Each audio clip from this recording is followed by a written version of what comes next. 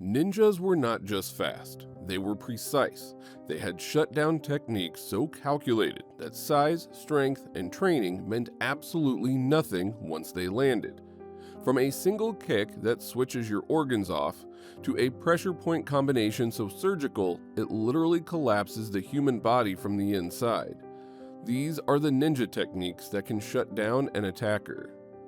Fumikomi. Fumikomi does not entail dramatic leaping kicks or a fancy spinning technique. All that is needed here is nothing but a sharp downward stomp on top of the opponent's foot. And yet one of the most textbook applications of this technique is against a bear hug. Someone grabs the rival from behind and locks their arms down. Suddenly, the rival is running out of options fast. One well-placed stamp changes the game entirely. So, why does it work so well? The foot contains a dense cluster of small bones, and the goal of this technique is to drive your full body weight directly through that network. The result is excruciating pain and instant instability. An attacker who cannot stand properly cannot hold you. They also cannot chase you, and functioning becomes almost impossible. Speaking of controlling a fight, nothing did it more efficiently than what's coming next. Shuriken. This is one of the most misunderstood ninja techniques. Most people assume the shuriken, the iconic throwing star, was a killing weapon hurled across a rooftop. That's not what it was. Historically, the shuriken was used primarily to distract opponents. If a pursuer was closing in, a well-timed throw to the face would leave them momentarily disoriented and confused. Those few seconds would buy you just enough time to escape or reposition.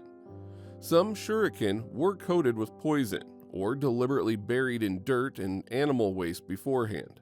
That way, even a shallow graze carried consequences well beyond the initial impact. In the end, the shuriken was not really about ending a fight, it was about controlling one. Next, what happens when the real damage is done before contact is even made? Hizagiri. There is a moment in every close quarters fight where the distance collapses completely. You are too close for a proper kick, too tangled for a clean punch, and that is precisely the moment that most fighters panic and make bad decisions. Ninjas did not. Hizagiri, or the knee strike, was specifically built for exactly that scenario. At that range, the knee becomes one of the most naturally powerful weapons the body has. The groin was a primary target from the front, the lower back and kidneys from behind. Both of these targets are extraordinarily difficult to defend against when you are already locked in close contact with someone. This technique was never used in isolation. Instead, it was designed to stun first, creating the opening for the real finishing technique to follow. It technically opened a vital window for a ninja to unleash their fury afterwards. Up next, one precise strike to the right spot proved to be even faster. Shudo. Shudo, or what most people recognize as the karate chop, looks harmless on the surface, just the outer edge of an open hand. It targets the carotid sinus at the base of the neck, a spot where a well-placed strike can cause unconsciousness. But this is what makes it potentially lethal. Once that part is struck, the body essentially tricks itself. The sudden impact convinces the brain that blood pressure has spiked, so it immediately overcorrects and drops it. It is that sudden drop that causes someone to black out. Ninja doctrine was clear on one thing though. You never throw just one. The strike lands, then another, and another after that. The strikes needed to be relentless, because a partially stunned opponent is still a threat.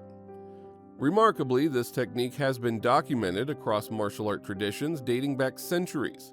It is simple in concept, but devastating in practice. And once repetition becomes a strategy, the real threat shifts to knowing exactly where to land. Kyosho Jitsu. Centuries ago, when armor made conventional striking almost useless, Japanese warriors realized something remarkable.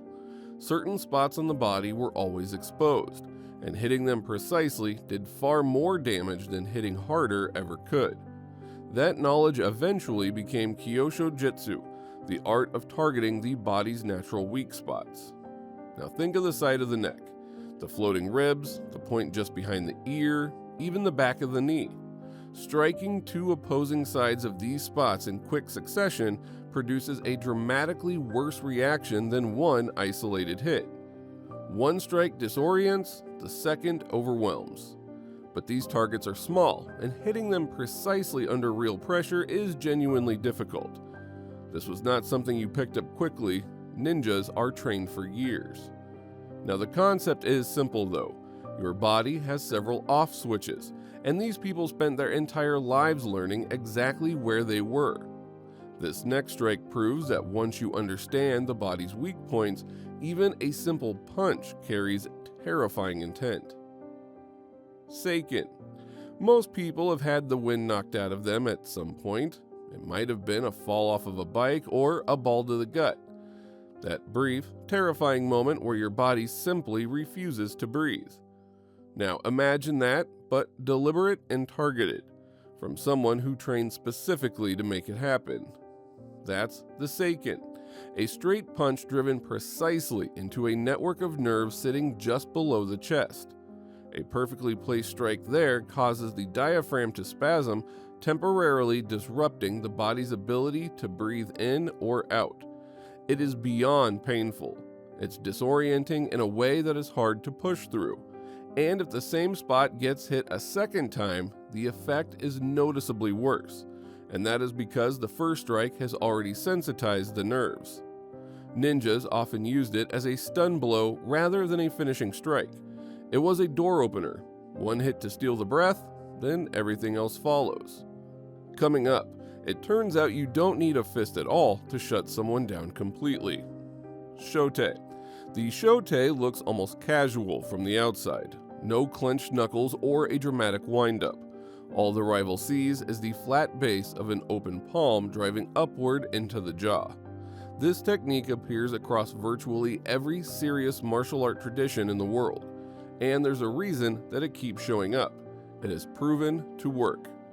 The strike is designed as a full body movement. This means the legs, hips, shoulders, and arm all contribute simultaneously rather than just the arm swinging alone. That is a completely different level of force than it appears. And there's a tactical detail that ninjas often capitalized on here. Catching an opponent mid-sentence when their jaw is relaxed and open makes the strike significantly more effective than hitting a clenched jaw. But then, there are strikes built to wreck you from the inside. Ka-geri. Where a conventional kick transfers force across the surface of the body, the Ka-geri was built around driving energy deep into the target rather than creating surface impact. The goal was not to knock someone back, it was to reach what was behind the muscle, and the torso has a lot worth reaching. A well-executed stamping kick to the midsection could cause damage to organs like the spleen, liver, or bladder. The kind of damage that might not be noticed immediately. An opponent might not even fully register what happened, but moments later they could even be struggling to stand up, let alone keep fighting. This strike never came often. It was reserved. A last resort was pulled out specifically when the threat level demanded something final. When damage sinks that deep, the next step is not precision, it is pure, crushing finality. Tetsui. Most strikes we have discussed are designed to disable, disorient, or create an opening. The Tetsui was built for something more lethal than that. The name itself translates to iron hammer strike, and the concept is exactly what it sounds like. The bottom of a fully clenched fist driving downward like a sledgehammer onto the hardest targets the body has, be it the jaw, the temple, or the skull. The temple is where the skull is at its thinnest, so a well-placed strike there can knock an opponent unconscious. In the hands of a beginner, this strike stuns. With serious power behind it, the outcome becomes significantly more severe. This was always the last resort, the one they saved for when that fight needed to end within the next 3 seconds. Tell us below which technique surprised you the most, and remember to subscribe to the channel for more videos like this.